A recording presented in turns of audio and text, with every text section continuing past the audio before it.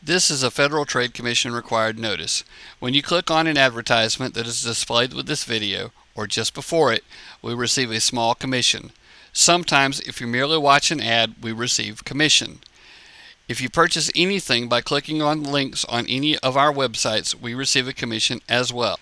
These great redneck coffee mugs are available at www.cafepress.com/redneckforpresident.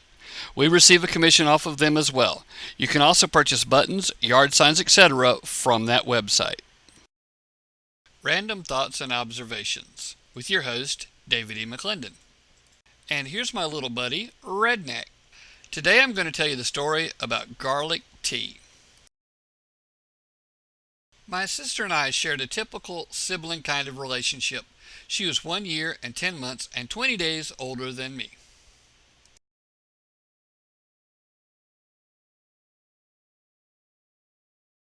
When we were teenagers, one of my sister's favorite games was to walk up to me when I had a glass of tea and gulp it down. She seemed to always enjoy this. I could almost always expect it to happen. One day, when she was home from college, I decided to fix her. I fixed my supper and put my plate on the table. Then I made 2 glasses of iced tea. One for drinking, which I placed on the kitchen floor beside the leg of the chair next to where I would be sitting, and the other to go on the table. Before I placed the glass on the table, I added a little something extra.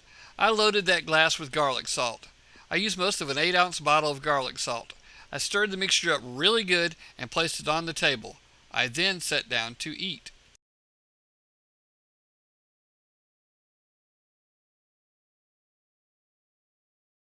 A little while later, my mother came in the kitchen and sat down beside me and started talking to me.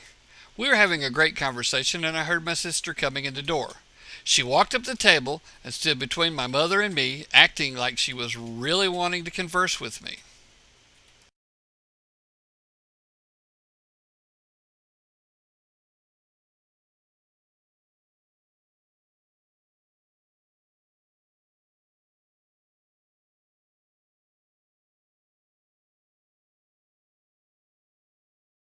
Shortly, I saw that evil grin she got as she reached for my glass of tea. I shouted, "Don't drink my tea!" She guzzled most of the glass down before the taste actually hit her. She ran to the sink and started spitting out the terrible concoction. Blah, blah, blah. Meanwhile, I'm rolling in the floor laughing at what had just taken place. My mother was trying to understand what had happened and why I thought it was so funny. When I was finally able to talk, I shared it with her, and she too found it very funny.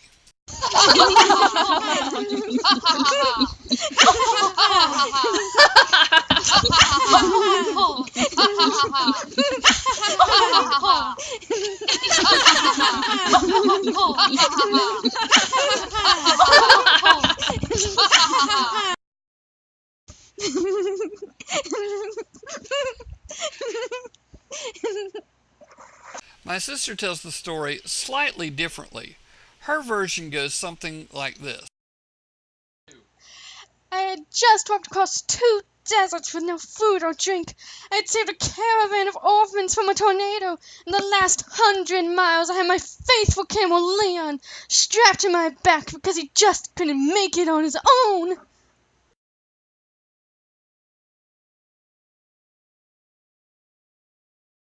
As I approached town, I stopped to fix the water pump on a car driven by a group of nuns, and I thought to myself, how good that water must taste.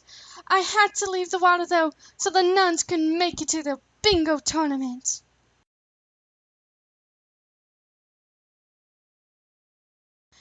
I managed to drag my dehydrated body up the back steps and onto the back porch.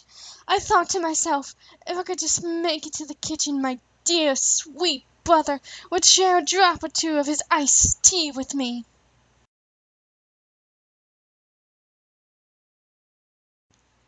This is what kept me going. I dragged myself through the back door and up to the table. and then he poured that vile concoction down my throat, nearly killing me.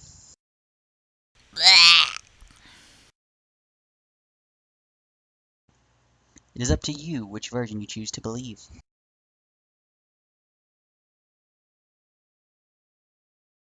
Wendell would like to remind everyone that every day is Take Your Horse to Tea Day. Do not waste good tea by loading it with garlic. Fix your horse a tall glass of carrot tea. What? You don't have a horse? Wendell will be happy to fill in for your horse. Just remember, he gets paid in carrots.